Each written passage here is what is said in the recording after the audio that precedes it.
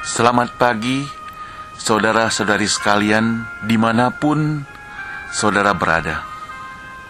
Saya, Pendeta Saumiman Saud, dari San Francisco, akan menyampaikan kabar baik buat saudara pada pagi hari ini. Kiranya kabar yang disampaikan kepada saudara berupa firman Tuhan ini boleh menjadi berkat bagi saudara sekalian. Saudara, jikalau khotbah yang disampaikan pada pagi hari ini menjadi berkat bagi saudara, silakan perkenalkan kepada teman-teman saudara sekalian. Hubungi saya jikalau saudara hendak berkomunikasi dengan alamat email saumiman@gmail.com. Sekali lagi, saumiman@gmail.com. Kiranya Tuhan memberkati saudara sekalian sepanjang hari ini. Terima kasih, Tuhan memberkati, dan selamat mendengarkan.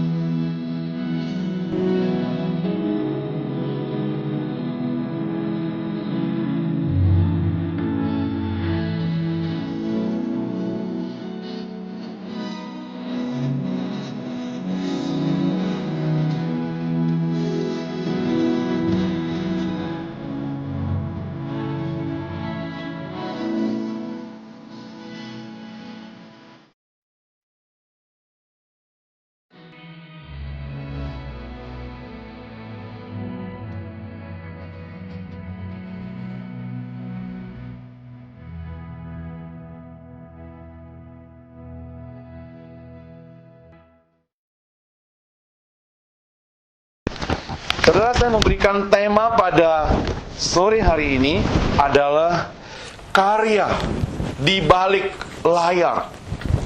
Karya di balik layar. Dengan bacaan Markus 2 ayat 1 sampai 12. Kita datang kepada Tuhan minta pertolongannya. Bapa di surga, kami datang kepadamu. Kami bersyukur untuk kasih, kuasa, kesetiaan, pemeliharaan daripadamu, sehingga pada sore hari ini kami boleh berkumpul bersama-sama beribadah Tuhan. Kami menyerahkan kami yang sudah hadir. Tuhan, persiapkan hati kami, pikiran kami untuk merenungkan apa yang sudah kami baca. Demikian hamba-Mu di dalam segala keterbatasannya, berikan hikmat kepadanya supaya firman Tuhan yang disampaikan sungguh jadi berkat bagi kami semua.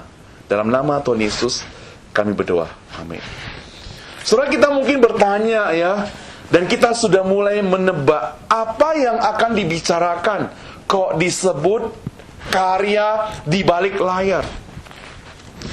Saudara, apa yang dimaksud dengan di balik layar? Di balik layar itu tidak kelihatan apa-apa. Kalau saudara berada di balik layar, itu berarti orang tidak melihat saudara. Namun orang-orang yang berada di balik layar saudara bukan berarti tidak penting. Justru orang-orang yang berada di balik layar itu merupakan orang-orang yang cukup penting saudara. Mereka tidak kelihatan, tapi mereka berperan. Misalnya sebuah mobil mewah, merek yang mahal, harga yang mahal. Mobil itu tidak akan berguna hanya kelihatan luarnya saja kalau ternyata mesinnya rusak, saudara. Itu berarti, saudara, yang tidak kelihatan itu bukan tidak kalah pentingnya. Mobil itu boleh tampil semewah mungkin, mobil itu boleh tampil sekilat mungkin, mobil boleh tampil sebagus mungkin, tapi kalau tidak ada mesinnya atau dalam keadaan rusak, tidak ada gunanya. Saudara, Markus 2 ayat 1 sampai 12 ini mengkisahkan bahwa Yesus telah mengakhiri perjalanan dari sebuah sinagog, tempat kebaktian orang-orang Palestina pada waktu itu, menuju ke Kapernaum.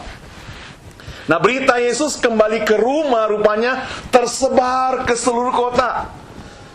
Ya, kalau di dalam pasal 1 ayat 29 di situ disebutkan rumah siapa? Disebutkan rumah Simon dan rumah Andreas. Jadi Simon itu Petrus ya. Dengan demikian saudara, orang berduyun-duyun datang ke rumah itu. Orang mau tahu mengapa ada orang yang begitu luar biasa, yang telah mengerjakan karya yang luar biasa. Yesus yang membangkitkan orang mati, Yesus yang memberi makan 5.000 orang.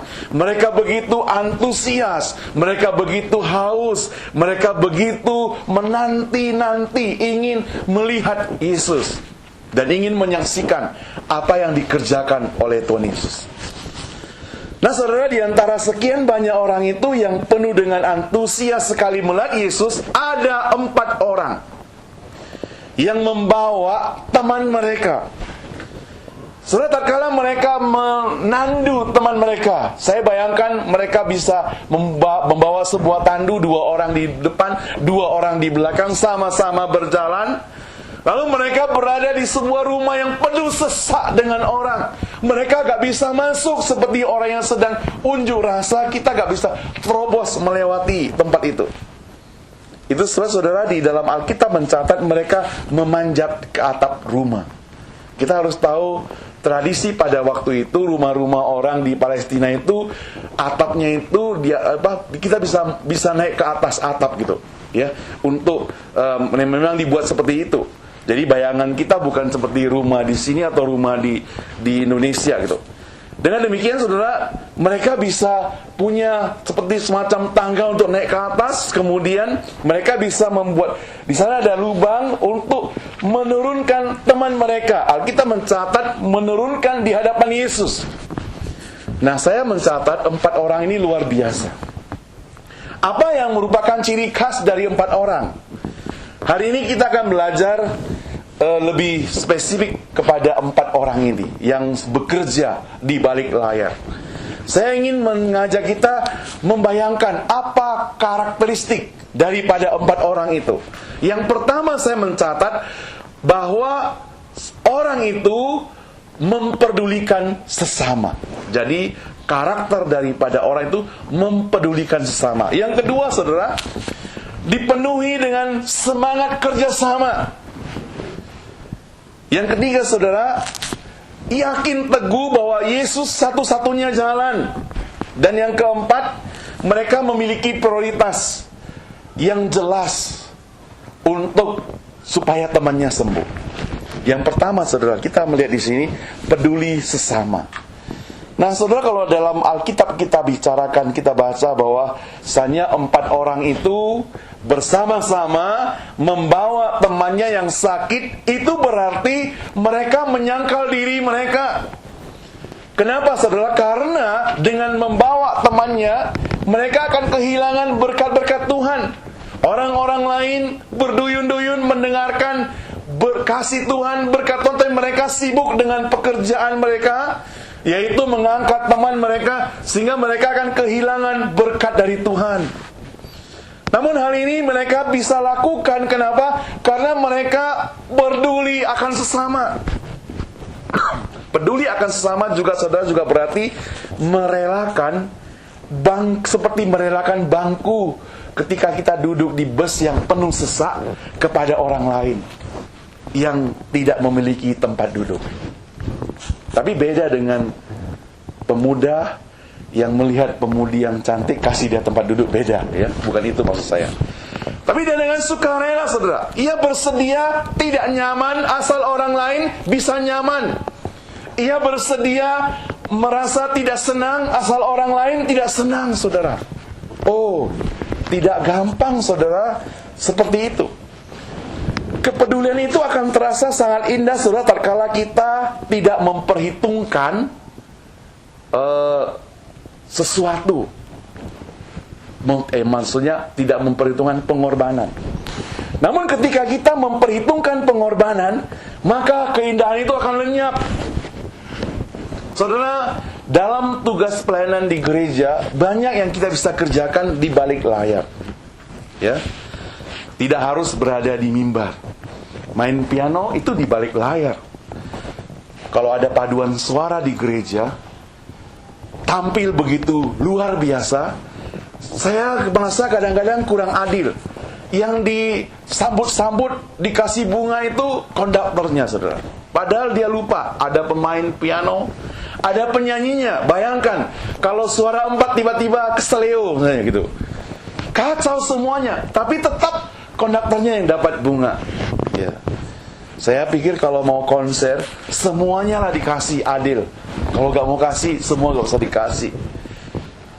Yang dimaksud adalah, jangan kita anggap, oh, karena dia berada di depan, maka dia saja. Tapi orang-orang yang berada di balik layar itu perlu, saudara, sangat dipentingkan. Tetapi, saudara, kalau orang-orang yang berada di balik layar itu mengeluh karena pengorbanannya, maka lenyaplah semua pengorbanan itu.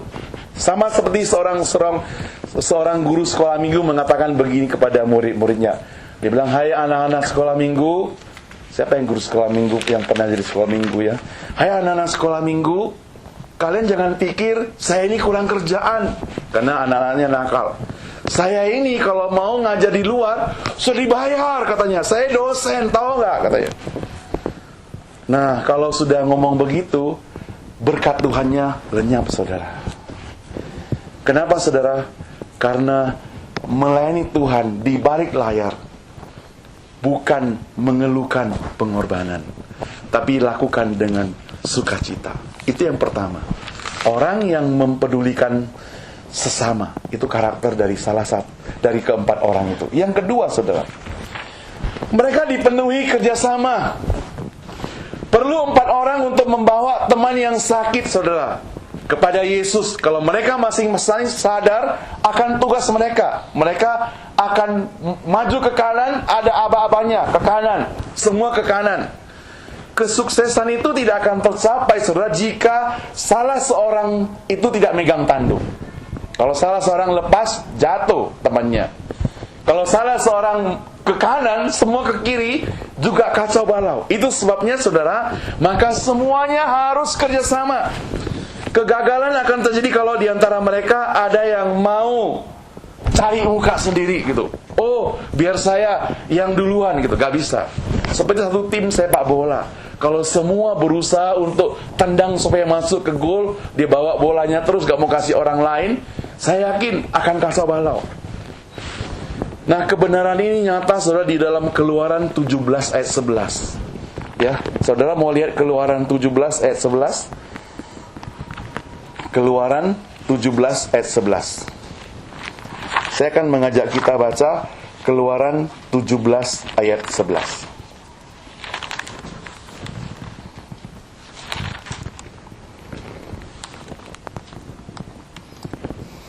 Dan terjadilah apabila Musa mengangkat tangannya, lebih kuatlah Israel. Tapi apabila ia menurunkan tangannya, lebih kuatlah Amalek, saudara. Saudara, apa maksud dari latar belakang cerita ini, ayat ini? Saat Musa memerintahkan pada Yosua melawan orang Amalek, saudara, ketika Musa mengangkat tangan, maka orang Israel itu menjadi kuat, saudara. Namun saudara, kalau tangan Musa itu diturunkan, maka yang kuat itu adalah orang Amalek. Ayat 12 mencatat tangan Musa itu karena diangkat terlalu lama bisa penat, saudara. Sehingga harus ditopang. Ada orang yang pegang tangan dia, yaitu Harun dan Hur, pegang kedua tangannya supaya tangan itu tidak turun. Jadi perlu semangat kerjasama. Memang saudara angkat tangan itu saudara bilang gampang, tapi kalau angkat lama-lama juga capek, saudara, seperti Musa lakukan. Itu saya perlu ada orang yang menyokong tangan dia. Saudara, kita kumpul bersama-sama ini, kumpul saja itu satu permulaan, saudara. Tapi untuk tahap selanjutnya perlu ada kerjasama, ya. Itu yang Tuhan inginkan dalam satu persekutuan, dalam satu gereja. Ketika kita kumpul bersama-sama itu hanya tahap permulaan. Tapi apa tujuan kita berkumpul? Firman Tuhan mengatakan, pergilah memberitakan Injil ke seluruh dunia. Itu artinya ketika kita berkumpul, kita belajar firman Tuhan. Setelah itu kita akan pergi memberitakan firman Tuhan. Dan itu diperlukan kerjasama. Sehingga saudara, keempat orang itu sukses karena adanya kerjasama. Saudara, apalagi karakter yang ketiga daripada keempat orang itu? Yang ketiga adalah mereka yakin dan teguh bahwa Yesus satu-satunya jalan, saudara. Keyakinan hanya Yesus dapat mengurus dan menyembuhkan temannya itu merupakan satu kepercayaan dan tekad mereka, saudara. Mereka berempat itu bisa saja putus asa. Kenapa? Dia bisa katakan, oh terlampau banyak, sesak, gak bisa masuk, udahlah kita letakkan orang ini atau kita bawa pulang kembali. Dia bisa katakan demikian. Lalu dia juga bisa katakan, mana mungkin Yesus mau menerima orang ini. Lalu mereka juga bisa katakan, gimana caranya kalau kita sudah naik ke atas, lalu gimana caranya menurunkannya? Saudara bisa bayangkan, mereka perlu waktu yang cukup lama untuk menurunkan orang ini. Dia bisa langsung lempar, saudara. Dia bukan tambah sembuh, tambah mati, saudara. Tapi dia perlu ambil tali untuk mengulurkan. Dan saya bisa bayangkan di suasana yang begitu ramai, mereka bagaimana mencari tali, saya juga tidak tahu. Tapi mereka, yang pasti mereka perlu waktu untuk mendapatkan tali supaya bisa mengulurkan temannya itu sampai berada di hadapan Tuhan. Seorang mantan juara tinju, saudara, bernama James J. Corbett yang berada di San Francisco, ketika ditanya, mengapa engkau bisa menang? Lalu dia berjawab, mengatakan demikian, bertarunglah seperti kamu memiliki satu ronde lagi. Lalu ia menambahkan lagi, karena pertanyaan bertanya lagi, mengapa engkau bisa menang? Dia katakan, bertarunglah satu ronde lagi. Jadi ketika dia bertarung, dia seakan-akan memiliki kepastian, dia bertarunglah sekali lagi. Bertarunglah sekali lagi. Pasti engkau akan terubu. Pasti engkau akan kalah. Pasti engkau akan kalah. Saudara, ini menguatkan saya pribadi. Ya, kadang merasa gagal, kadang merasa buntu, kadang merasa tidak bersemangat dan sebagainya. Tapi kalimat ini sangat membangkitkan. Ketika kita tidak bersemangat lagi, ketika kita merasa hampir putus asa, ketika kita merasa tidak ada jalan, maka firman Tuhan katakan, Dia yang buka jalan. Sedangkan juara tinju ini mengatakan, bertarunglah sekali lagi. Tekad bulat dari keempat orang itu membawa kemenangan bagi teman mereka yang lumpuh menjadi sembuh, karena mereka tidak putus asa dan tahu bahwa Yesus satu-satunya jalan. Yang keempat, saudara, keempat orang itu juga memiliki prioritas yang sama dan tegas, saudara. Mengapa? Saudara, mengapa mereka bisa tegas? Karena mereka yakin ini yang harus mereka lakukan duluan. Bukan dengar firman Tuhan tidak penting bagi mereka, tapi mereka perlu membawa teman mereka itu sembuh dahulu. Jadi sebenarnya tergantung pada prioritas kita. Sering saya temukan di gereja-gereja, ya, saya tanya kenapa tidak bisa ke gereja. Dia bilang sibuk dengan pekerjaan, ada pekerjaan dan sebagainya. Lalu saya tanya, kenapa tidak bisa ke gereja hari Minggu? Kok minggu lalu gak datang? Ada tamu yang datang dan sebagainya. Saudara, sebenarnya hal ini tergantung pada prioritas kita. Kalau prioritas kita untuk datang kepada Tuhan, maka halangan apapun itu tidak akan berarti, saudara. Tapi kalau prioritas kita untuk yang lain, maka halangan sedikit saja itu bisa membuat kita tidak datang, saudara. Di Seattle ini kehidupan kita begitu enak, ya. Cuaca tidak begitu panas, tapi kadang bendungnya banyak, saudara. Mendung itu bisa membuat orang santai, enak tempat tidur. Jadi saya bisa bayangkan kalau kebaktian pun pada pagi hari, ya, itu pasti datang banyak yang terlambat juga, gitu, ya. Atau kalau kebaktian pun pada pagi hari, mungkin bisa-bisa orang nggak datang karena tidak bisa bangun daripada tidurnya, saudara. Begitu asik. Tapi semua, saudara, tergantung pada prioritas. Keempat orang ini memiliki prioritas, saudara. Artinya mereka mau membawa orang ini terlebih dahulu kepada Tuhan Yesus. Jadi kalau prioritas kita membawa diri kita terlebih dahulu pada Tuhan Yesus, besok ujian pun kita bisa datang berbakti di gereja. Banyak terjadi, ada mahasiswa dulu di San Jose pelayanan, banyak mahasiswa. Jadi kalau ujian Senin sudah habis, kosong. Mereka entah kemana, alasannya mau belajar lah. Tapi hari-harinya itu kemana mereka? Ya, seringkali terjadi demikian. Tapi saudara, saya yakin kalau kita serahkan prioritas kita pada Tuhan, Tuhan pasti akan memberkati kita. Tuhan bisa kerjakan apa saja. Kalau Tuhan mau nakal, Dia bisa saja membutuhkan pikiran kita sehingga kita belajar pun sampai tengah malam, sampai pagi, kita buntu, gak masuk gitu. Tapi kalau Tuhan itu baik, Dia mau tolong kita. Saya percaya Dia mau tolong kita, dan Dia tidak jahat seperti itu. Dia akan buka pikiran kita, walaupun kita korbankan 2 jam untuk ke gereja, tapi kita belajar kurang 2 jam, namun hasilnya itu bisa melebihi daripada apa yang kita bayangkan. Saya yakin ini semua bisa kita aminkan, bukan?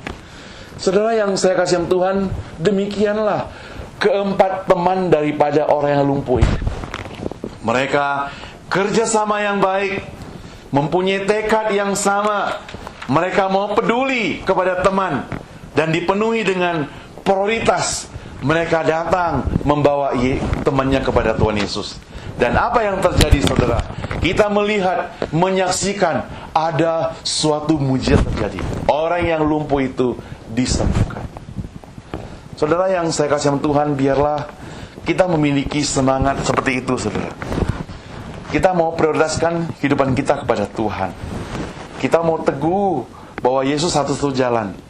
Kita juga memiliki kerjasama, mau peduli sesama. Saya yakin kalau keempat hal ini kita miliki, Tuhan pasti akan kerjakan hal-hal yang luar biasa kepada kita sekalian. Kita berdoa.